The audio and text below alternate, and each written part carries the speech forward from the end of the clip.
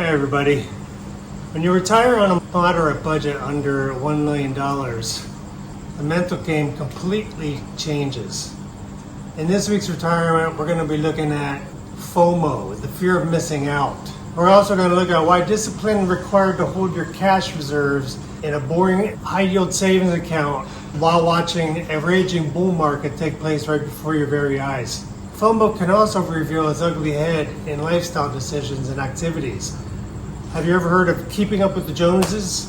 Instead, we need to replace FOMO with what I'm calling JOMO, the pure joy of missing out. By the way, this is Troy's Winding Down Chronicles. I'm trying to mix up the ambience and the scenery of some of my videos, so let me know what you think of this. It might be a little dark, I'm not sure. I'm just testing out lighting and different angles of my house. I'm a bit limited with what I can do, but I'm just trying to make things different. So if you're trying to build a sustainable, stress-free retirement, you have to master the mental side of money. How you handle the temptation to chase a rising stock market when you know you need to keep cash safe, that is a very hard discipline or to even start when you've spent years trying to take advantage of the market. This week's retirement drill isn't about an expense actually pulling money out of your wallet. It's about mental exhaustion trying to keep your hands off your money. When you lose your job and retire on a moderate budget, specifically under $1 million, you need to build a financial plan that can navigate market volatility. You need to hold enough cash reserves to last you at least 2 years to protect a bad sequence of returns risk. Some people hold up to 10 years, but personally, I don't really have that much money to be able to afford to do that. I need to keep as much of my portfolio in the market as long as possible, even if it's a little riskier. So I'll be happy with minimum 2 to 3 years of cash reserves. People can warn you how incredibly painful that is to actually execute that kind of discipline when you watch the rest of the world becoming rich in a raging bull market like we've had very recently. But to actually walk through it yourself is a completely other experience. So I've got a couple variations of FOMO that you might experience when you're in retirement. Usually FOMO is related to finance and stock market and investing. There are other types of FOMO we can experience that aren't money related. And how much better it is to discover the joy of missing out. I started investing too late. I can't go back. I wish I could, but I can't. I dabbled a little bit throughout the years, but I never really did anything intentional. I never thought about it. I thought I would want to work until I dropped dead. But at 50, my mentality changed, and I'm like, I want to get out of this. And the only way to do that is to retire. So I had to make a major catch up to learn how to invest personally. How my university gave me a finance degree and the curriculum didn't include any kind of personal finance is absolutely baffling to me. But that was 5 years ago when I kind of woke up and I started heavily investing and learning how to navigate the stock market. I made many mistakes and I lost a lot of money from it. But fortunately, I did make money. I learned from those mistakes along the way and I did make more money from it. But since losing my job last year, I've had to completely change my strategy and mindset, literally overnight, from investing to preservation. I had to quickly start building a cash reserve during a time when the market was taking a nosedive, and my portfolio was negative 14% year to date, and that was only the first 3 months of the year. I started carving out a chunk of cash reserves. Right now, that money is parked in a boring high-yield savings account that's safe, liquid, and earns just enough barely to keep its head above inflation. Inflation just came in a little hot this past week at 3.8%. I'm barely covering that inflation rate with interest. Inflation in Laos in May was 9%, and the previous month was 10.5%. So if you're complaining about 3-4% in the States, it can be a lot worse. But it's my safety net, for hopefully up to another year, as long as I can keep my expenses down, which is what I'm working on. After the market correction in March, the stock market decided to go on an absolute tear, hitting all-time highs week after week. The bull market came back, and everything is taking off. And there I am just staring at my boring high yield savings account balance. In my early investment days of 5 years ago, I would be FOMOing into anything that was moving fast. And that's how I lost a lot of money. I didn't understand that the ebbs and flows of the market, and I never really heard of FOMO, even though I was actually participating in FOMO. But then I started doing the toxic math in my head.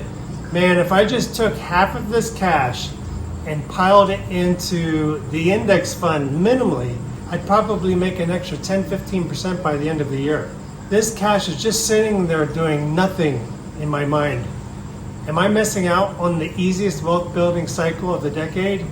The problem is we don't know when that will end. But the fail is the mental energy wasted fighting my own discipline. When you're on a moderate budget, the safety cash isn't to make you rich. It's there to keep you from being forced to liquidate your main portfolio during a longer term crash.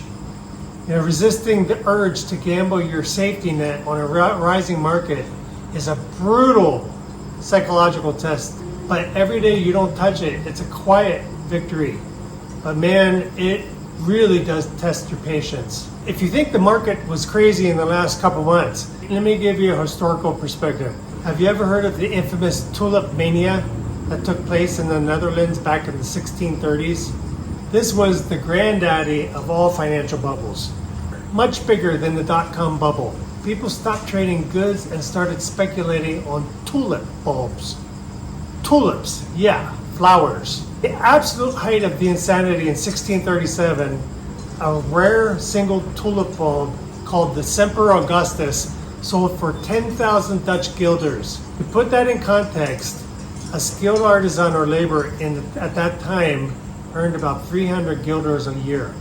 That meant one single flower cost more than 33 years of hard labor. You convert that to today's purchasing power based on what things cost back then.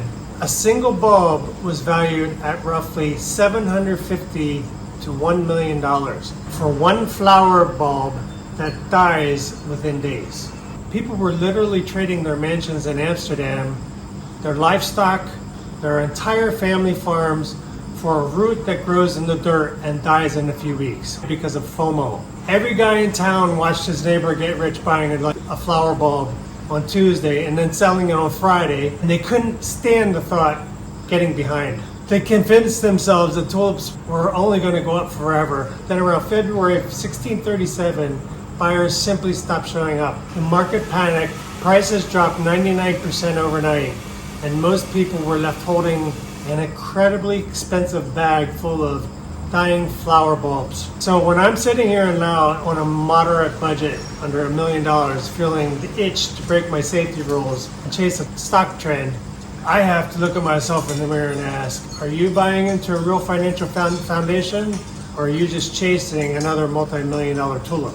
But the nice thing about getting older and transitioning into early retirement is that while the financial FOMO stays tough, lifestyle FOMO undergoes another evolution. If you've ever experienced Be My or Lao New Year, it's a wild, beautiful, non-stop street party. Thousands of people, massive crowds, blaring music, and everyone throwing buckets of water in 40-degree Celsius heat while drinking themselves into oblivion.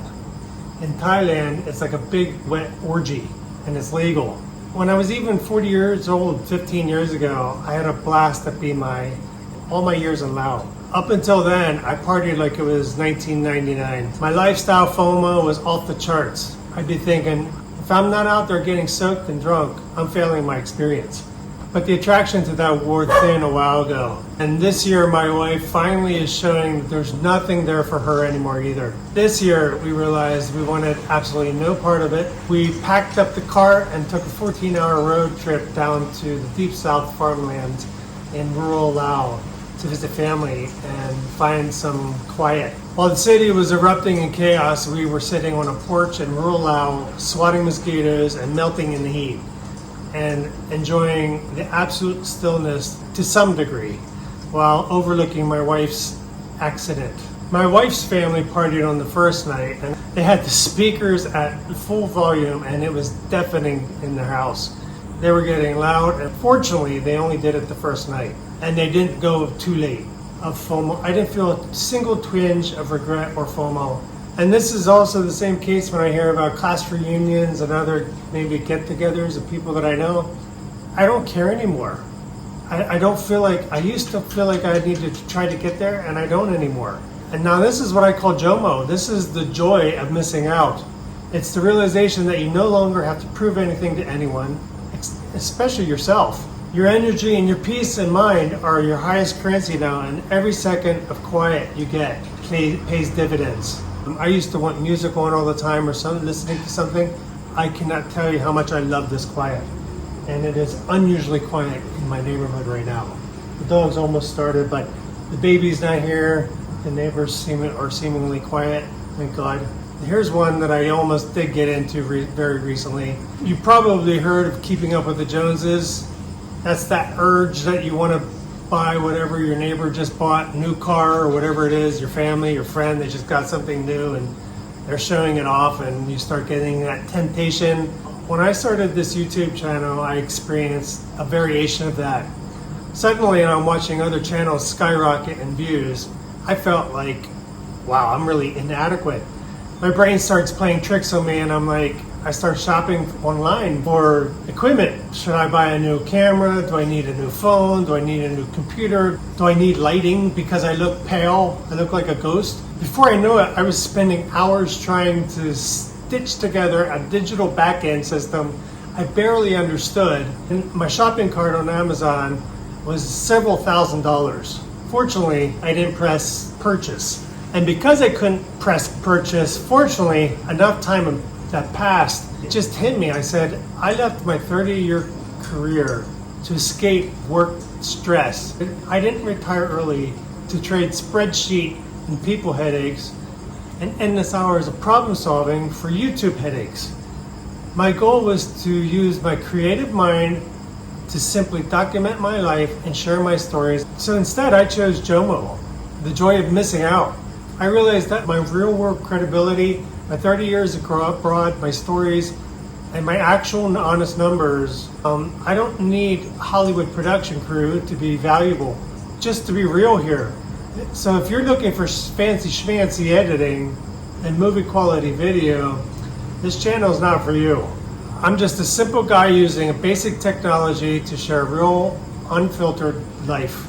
And frankly, there's a lot of peace in missing out on the bells and whistles, so I can just focus on content that's genuine, straight talk for those who appreciate it. So the lessons I'm taking from this are, the first one is safety cash is for protection. Those reserves are not to take risks. Your emergency reserves in bucket 1 and bucket 2 are sitting in high yield savings account will look completely dead comparatively. You have to remember that this cash isn't there to outpace a raging bull market or gamble with crypto.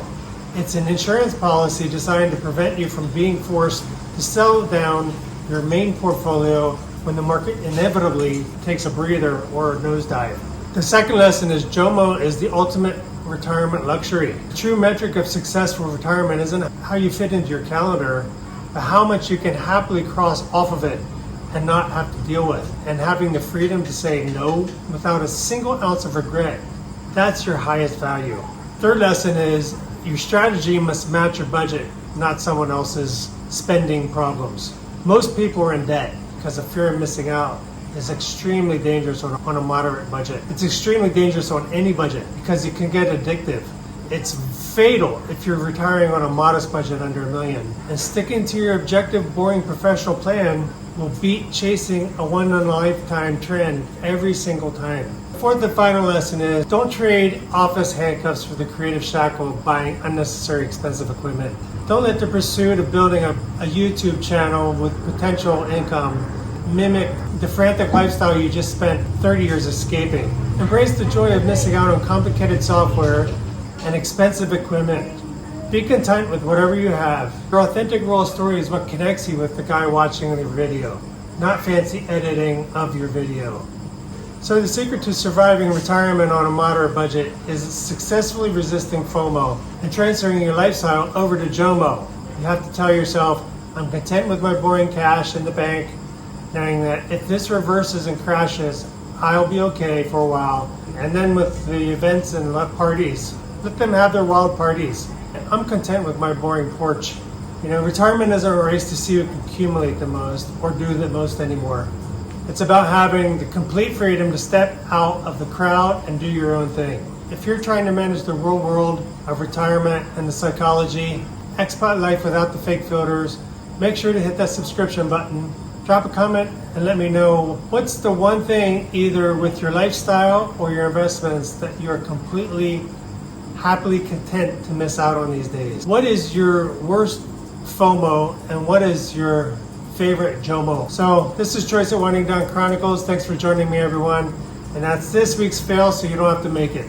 See you in the next one.